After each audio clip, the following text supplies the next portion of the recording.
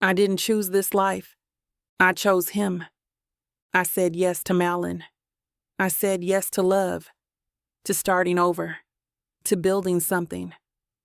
But then he got sick. And then he was gone.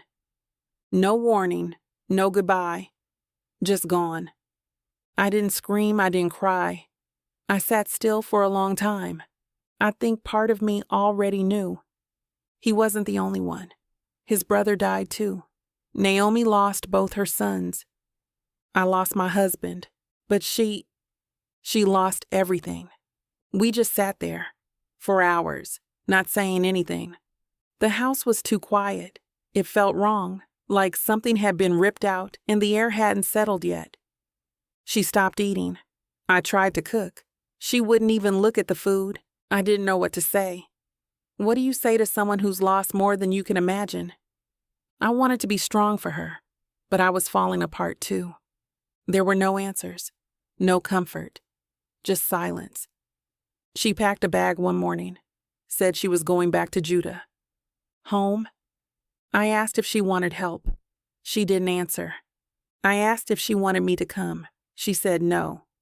She told me I should stay. Go back to my mother's house, start over. As if that was easy. As if I hadn't already started over once. As if I could forget him. As if I could forget her. Naomi wasn't just my husband's mother. She became something else. She saw me, even when I didn't have much to offer. And now she didn't want me, and I didn't blame her.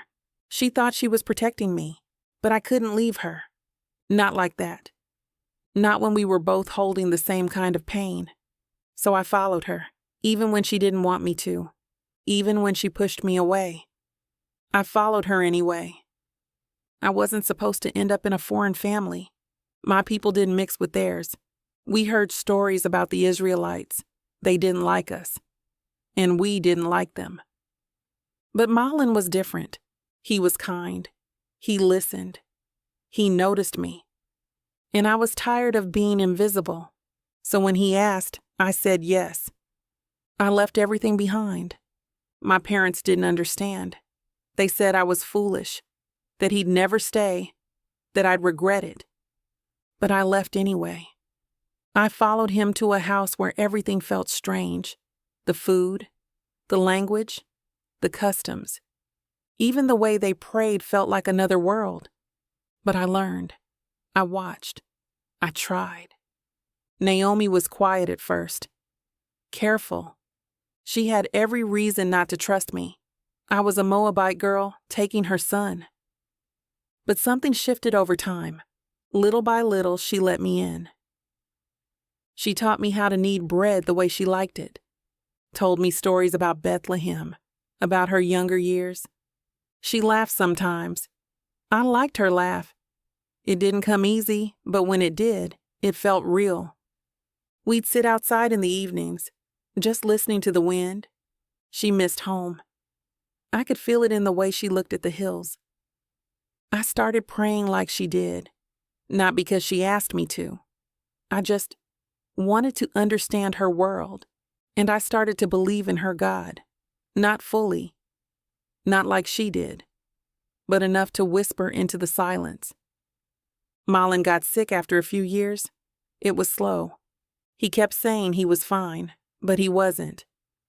Naomi stayed by his side. So did I. We took turns, watched him fade. She cried once, just once, in the middle of the night. I pretended not to hear. After he died, we didn't talk much, but we didn't have to. We had both loved him, and now we had both lost him. She told me to leave, said I had no future with her, no sons to offer me, no reason to stay. Said I should go back to my mother's house, start over. Orpah did. She kissed Naomi goodbye and walked away. I don't blame her. She did what made sense, but I couldn't. I stood there, holding everything I had left, and it was her. I told her the words I had rehearsed 100 times in my head, not out loud, just quietly, under my breath. Where you go, I'll go. Where you stay, I'll stay. Your people will be my people. Your God, my God. She didn't believe me at first, thought I was just emotional, clinging to grief. Maybe I was, but I meant it, every word. Not because I was brave, I wasn't. I was scared. But I couldn't walk away from her. Not after everything. Not when she had nothing left. I didn't say those words because I had faith. I said them because I had love. And sometimes that's all you have. She stopped arguing. Didn't hug me, didn't thank me. Just started walking. And I followed. We walked for days. My feet ached. My back hurt. We didn't talk much. She was too far inside herself. But I stayed close. Just close enough so she knew she wasn't alone. When we got to Bethlehem, no one said my name. They looked past me, or through me. They looked at her. Whispers. Stares. That's Naomi. She came back empty. They didn't see me, or maybe they did. But I wasn't from here. Foreign girl, wrong blood, wrong gods, wrong history. I kept my head down. Naomi didn't speak much. She was tired in a way sleep couldn't fix. I asked if I could go gather grain. She nodded, didn't stop me. So I went. It wasn't much, just the leftovers. Whatever the workers missed. Bent over in the heat, picking scraps from the ground. My hands bled sometimes. But we needed food. That was the only thing I knew how to do. Keep going.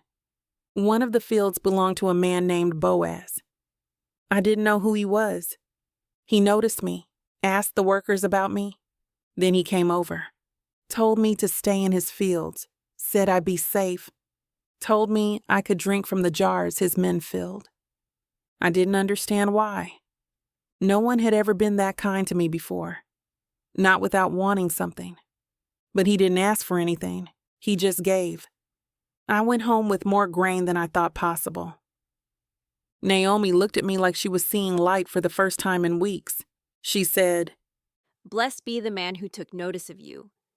And for a second, she smiled. Not big, not long, but it was there. And it felt like hope. Just a flicker, but enough to keep going.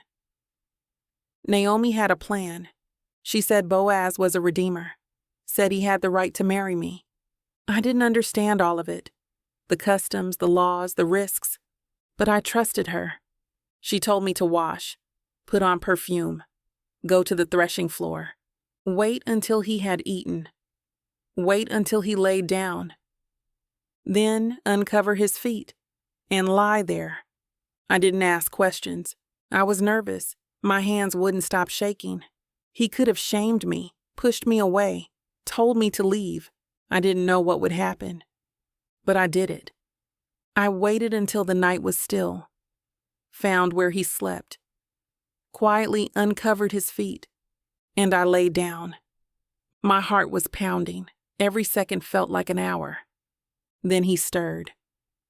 "Who are you?" He asked, and I said it. "I am Ruth. Spread your covering over me, for you are a redeemer." My voice barely came out. He didn't get angry. He didn't push me away. He spoke gently. He called me "Daughter." Said I had shown kindness, not chasing after younger men, rich or poor. He said he would do what I asked. But there was someone else, someone ahead of him in line. I didn't know what that meant. I just knew I had laid everything at his feet. My future, my name, my whole life. And for the first time in a long time, I felt seen. Not as a widow, not as a foreigner, not as a burden. Just me. Boaz kept his word.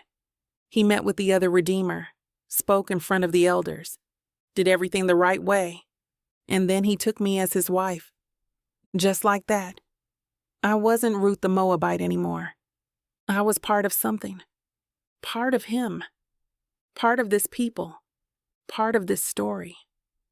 Naomi held my son in her arms, Her face lit up like the sun had returned. She called him a gift, said God had not forgotten her after all. I named him Obed, and when I looked at him, I saw every step it took to get here. The grief, the hunger, the silence, the risk. It was all still there. But now, it meant something. I used to feel like a shadow walking beside other people's stories. Now I'm rooted. This land, this family, this God, they are mine. Not by birth, by choice. I chose to stay. I chose to believe. And somehow, I was chosen too. I belong now. If you enjoyed this story, please like, comment, and subscribe for more videos like this.